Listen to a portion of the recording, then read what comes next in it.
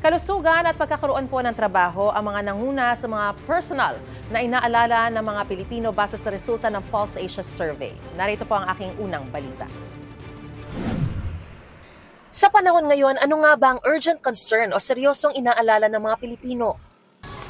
Kalusugan. Hindi magkasakit kami lahat. Hindi tayo magkasakit, lalo na anak ko. Dalawa na lang kami, magkasama. Anak ko, mahirap na kasi. Ang mga gamot ngayon, mamahal. Isa ring alalahanin ng mga Pinoy, Trabaho. Kumita po ng pera. Makapagtapos po ng pag-aaral. Ang gusto ko makapagtapos yung anak ko sa pag-aaral. Kahit papano, sa hirap ng panahon ngayon, makakuha siya ng magandang kinabukasan.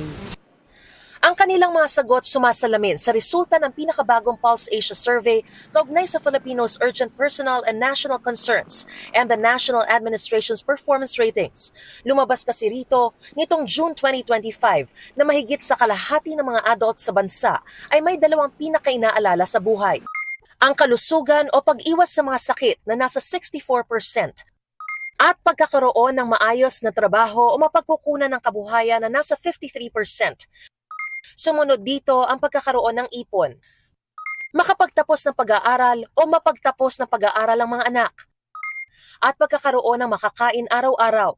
Paliwanag ng sociologist na si Brother Clifford Zurita, ang kinakailangan daw kasi ayon sa mga pag-aaral, the first need daw ng isang tao is for the person to be able to primarily to survive. If a person daw exists at nakakaagapay siya sa pang-araw-araw na buhay niya, at least meron siyang sense of hope na magkaroon siya ng, a better life.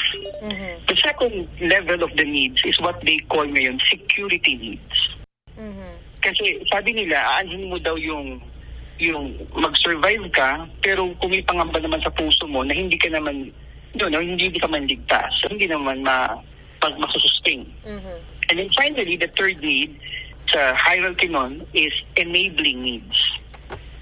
Sense of purpose naman. Sa tinatawag na mga basic human needs na ito, maipaliliwanag daw kung bakit kalusugan ang pinakapangunahin sa ating alalahanin.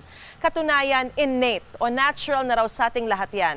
Kaya nga mayroon tayong matagal ng kasabihang health is wealth. Pambansang alalahanin pa rin naman ang inflation, habang pumangalawa sa kategoryang ito ang sahod ng mga manggagawa.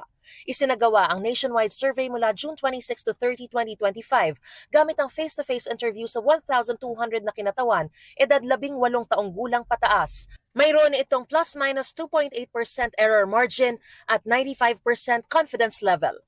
Ito ang unang balita. Mariz Umali para sa GMA Integrated News. Gusto mo bang mauna sa mga balita? Mag-subscribe na sa GMA Integrated News sa YouTube at tumutok sa unang balita.